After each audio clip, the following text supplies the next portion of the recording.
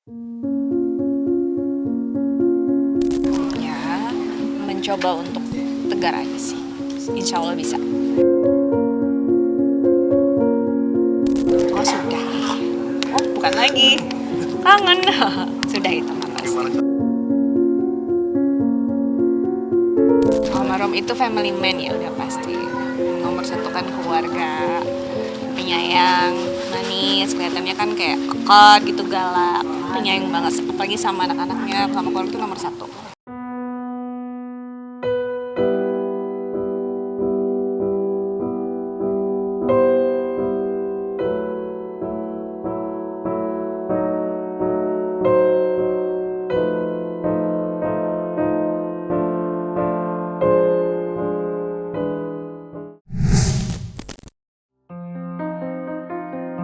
Di hari ketiga setelah kepergian aktor Gary Iskan yang tutup usia pada Sabtu, 29 November lalu, rumah duka masih dipadati para pelayan.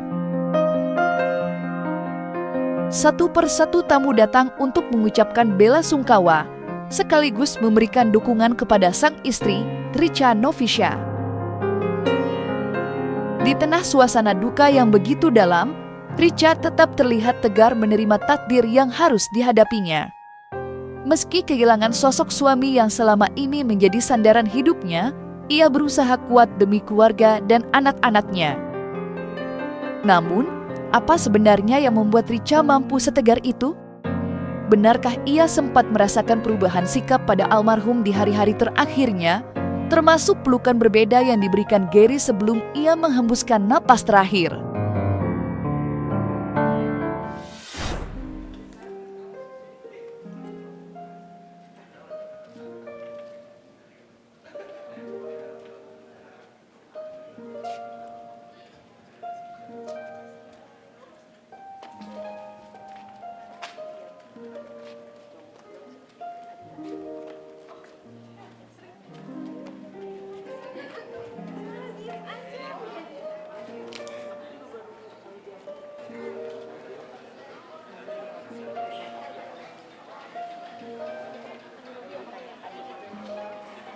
Ya, mencoba untuk tegar aja sih. Insya Allah bisa. Kalau firasat sih sebenarnya nggak ada ya, cuma mungkin lebih ke anak-anak aja. Terus kalau mau pergi tuh bilangnya ayah pamit dulu ya, kayak gitu-gitu sih. Terus ngasih barang buat anak-anak juga. Kalau ke aku sih mungkin ya paling kalau dari pelukan, kalau mau pergi gitu aja sih. Iya, suka bercanda, suka godain aku juga di rumah, suka ngagetin. Dia tahu aku tuh nggak suka dikagetin, tapi dilakuin terus. Aku lagi dapur sampai kayak gitu, suka diheri lah gitu orangnya. Itu yang paling, yang kalau sekarang berasa banget aja, nggak ada yang nggak ada yang ngagetin gua kayak dia, nggak ada yang. Iya dari suka ngagetin, yang paling berasa pelukannya sih, karena pelukannya itu hangat banget. Kita kan hidup ini dilihat di mana akhirnya kita ya. Ya, jadi ya kalau kita bisa berdoa dan berharap mohon pada Allah ya, mudah-mudahan kita diakhiri dalam kondisi baik ya. Almarhum juga di akhir hayatnya Masya Allah selalu berusaha untuk menjadi lebih baik lagi ya, karena 2 minggu lalu kalau sama istri beliau kan ketemu ya, pas kajian. Kalau sama almarhum kan pas kemarin kan nyampe seminggu sebetulnya ya kan, sebelum kajian kan ya. Jadi ya alhamdulillah ya, kita senang melihatnya, karena kan pada dasarnya kita semua ini kan akan berakhir. Tapi pertanyaannya, kita pengen berakhir dengan cara seperti apa gitu. Ya, cara seperti apa tuh maksudnya, apa yang sudah kita tabung untuk memperbanyak amal soleh dan kebaikan kan gitu sih. Alhamdulillah di saat waktunya sempat beliau hadir. Kalaupun ada kegiatan silaturahim kan, menuntut ilmu kan bisa di mana aja. Perbedaan sikap almarhum juga dirasakan oleh putrinya, Adila Rafisya Iskat. Menurut Adila, beberapa saat sebelum Gary berpulang untuk selamanya, sang ayah sempat memberikan sebuah topi kesayangannya. Bukan sekedar hadiah biasa, momen itu disertai pesan yang terasa begitu mendalam. Gary meminta Adila untuk menjaga barang itu baik-baik. Yang lebih mengharukan lagi, Almarhum juga sempat mengucapkan kata-kata yang terdengar seperti sebuah perpisahan. Saat itu, Adila belum menyadari maknanya. Namun kini, setelah kepergian sang ayah, pesan dan topi tersebut menjadi kenangan yang sangat berharga, seolah pertanda halus bahwa Gary tengah berpamitan sebelum meninggalkan mereka untuk selama-lamanya. Ya kemarin itu sebelum almarhum pergi sempat ngasih barang ke Adila. Dijaga ya barangnya, ayah pamit dulu ya gitu. Topi yang bersih topi ya. Iya, topi katanya Hadiah. ini hadiah buat kamu ya, dijaga baik-baik, kamu pasti suka. Dipisahkan oleh kematian, Richa mengaku hingga kini belum pernah bermimpi bertemu dengan mendiang Gary. Namun, meski tak hadir dalam mimpi, Richa merasakan sosok suaminya seolah masih berada di sekelilingnya, menemani dalam sunyi, hadir di sudut-sudut rumah yang dulu mereka tempati bersama. Setiap kali rasa rindu datang menyerang, Richa punya cara tersendiri untuk menguatkan hati. Ia memilih tidur dengan menggunakan bantal yang biasa dipakai Gary. Dengan cara sederhana itulah, Richa merasa tetap dekat dengan sosok yang ia cintai, meski kini telah berada di tempat yang berbeda. Mimpi sih enggak, tapi masih berasa ada di rumah, di sini, in everywhere. Aku masih merasa dia masih ada. Oh sudah, oh bukan lagi, kangen. Sudah itu mah pasti. Mengobati rindunya, ya tidur aja di bantal, tidur di bantalnya. Anak-anak juga pada pakai barang-barangnya itu sudah. Kayak sweaternya tadi ya. Iya, Takia tuh seneng banget pakai. Sebenarnya kan udah dipakai sama kakaknya, diambil jadi rebutan. Enggak, aku mau pakai yang itu, sweaternya kesayangan almarhum. Jadi pakai terus sama dia. Gary dan Richa menikah pada 2009 silam. Selama 17 tahun perjalanan rumah tangga, keduanya melewati banyak kisah, naik turun kehidupan yang membentuk mereka menjadi pasangan yang lebih kuat dari waktu ke waktu. Semua dinamika itu kini disimpan Richa sebagai kenangan manis yang tak tergantikan. Bagi Richa, Gary bukan hanya seorang suami, tetapi juga sosok family man sejati. Ia selalu menomorsatukan anak-anaknya, hadir dalam setiap momen penting, dan berusaha memberikan yang terbaik bagi keluarga. Sikap penuh tanggung jawab itulah yang terus dikenang Richa, menjadi bagian dari cinta dan cerita panjang mereka. Banyak, nggak ada yang paling. Iya. Banyak ya, 17 tahun ya, pasti semuanya ada up and down. Almarhum itu family man ya, udah pasti. Nomor satu kan keluarga, penyayang, manis, kelihatannya kan kayak kekar gitu, galak, penyayang banget, apalagi sama anak-anaknya, sama keluarga itu nomor satu. Gary Skak, karena kalau untuk saya beliau adalah orang yang baik ya, luar biasa, Masya Allah ya. Tentunya setiap manusia itu kan nggak terlepas dari segala kesalahan, karena kan manusia memang tidak kesalahan. Jadi saya selaku temannya juga memohon pada semuanya, kalau memang beliau ada salah, mohon dia maafkan. Ketika dengar kabar beliau udah nggak ada, saya kaget juga. Sempat mengira nggak adanya karena sakit yang selama ini beliau beliau ada sakitnya itu, ternyata kan bukan karena itu, tapi karena kecelakaan. Kalau momen kenangan pasti karena saya syuting sama almarhum itu cukup lama, sekitar 1,5 tahun ya. Beliau kan memang yang orangnya cukup humorisnya tinggi banget tuh. Jadi kalau udah bareng-bareng di lokasi sama beliau itu ya jarang banget kita nggak tawa gitu. Jadi kita bertugas menghibur masyarakat di rumah, penonton di rumah, tapi di dalam lokasi kita terhibur sama kehadiran beliau. Beliau walaupun konteksnya pengemasannya bercanda, tapi sering dimasukkan pesan-pesan yang ngajak untuk menjadi lebih baik, seperti sholat dan beramal gitu loh, itu nggak dipungkiri gitu. Jadi memang luar biasa ya, perubahannya memang signifikan banget ya. Salut juga lah buat almarhum itu. Ya kita doakan semoga almarhum Gary Skak husnul khotimah, segala dosanya diampuni oleh Allah, diberikan tempat terbaik di sisi Allah Subhanahu wa taala, dan keluarga yang ditinggalkan diberikan kesabaran dan keikhlasan yang luar biasa. Ya teman baik gitu. Ya pasti kehilangan lah, karena ada dia kan suasana jadi hidup, ada dia ya udah nggak ada lagi Gary yang lain. Jadi menurut Jadi sempat pokoknya nulis orang di baik dah, aku saksinya demi Allah dia orang baik dah. Ya pokoknya yang pasti minta doanya buat Gary gitu.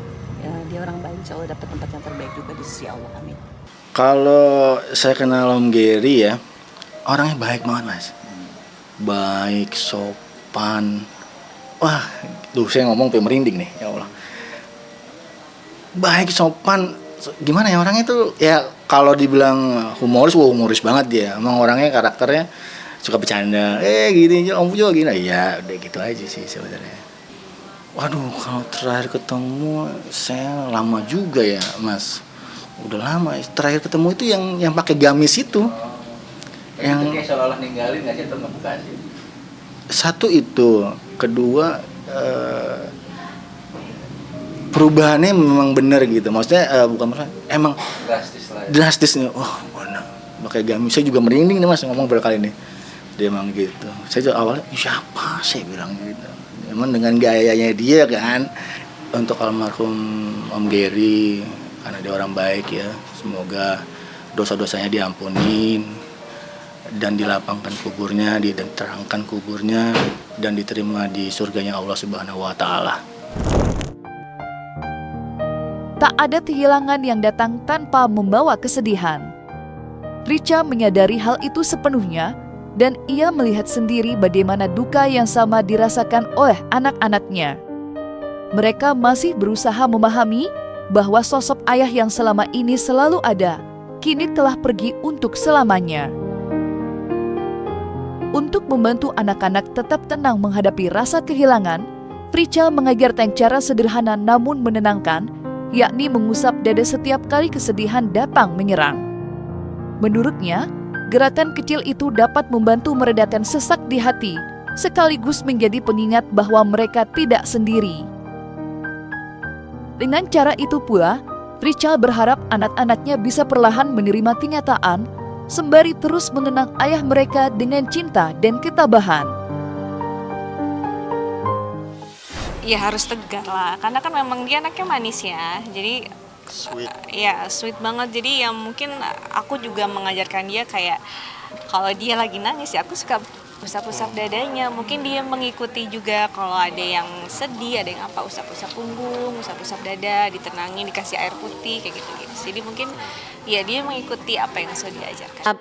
Ya mereka kan keluarga yang luar biasa gitu, bisa melewati semua cobaan-cobaan. Kita tahu lah pada saat menjalani bahtera rumah tangganya nggak mulus-mulus amat. Ada tuh masalah-masalah, waktu kita satu proyek juga adalah gitu. Tapi mereka berdua bisa melewati, bahkan bisa bisa awet sampai sekarang, sampai maut yang memisahkan justru gitu.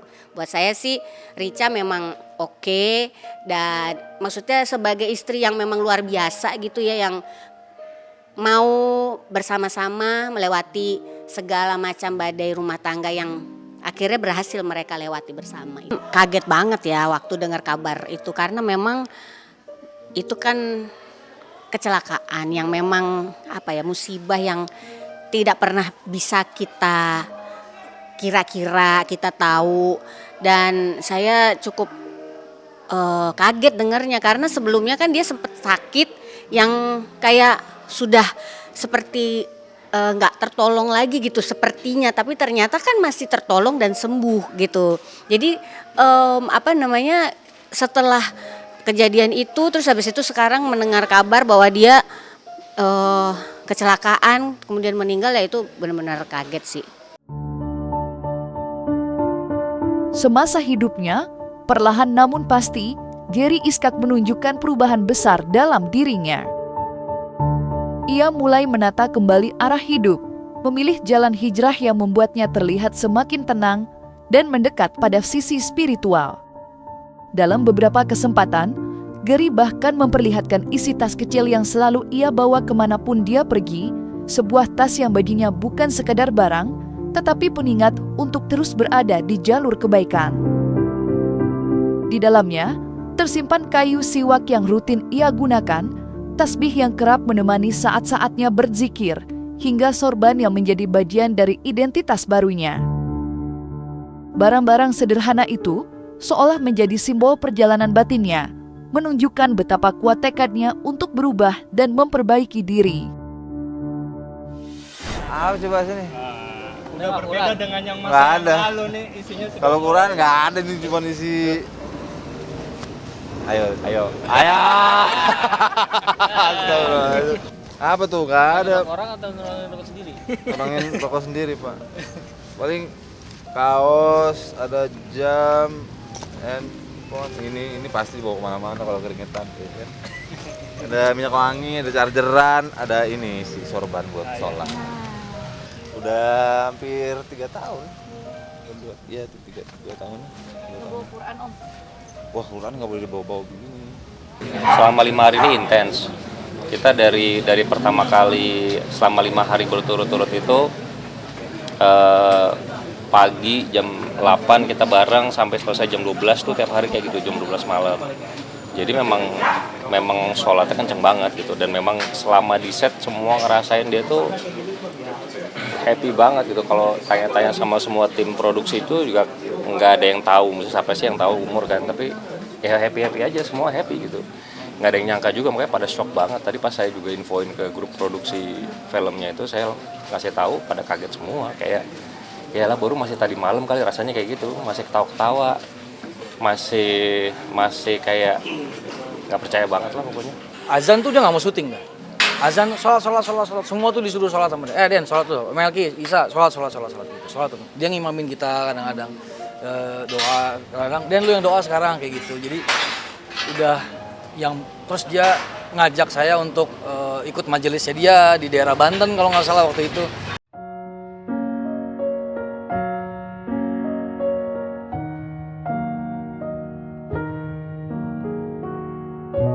Nah, selesai sudah Cumi Lovers. Jangan lupa untuk like, subscribe, dan juga share channel YouTube Cumi Cumi.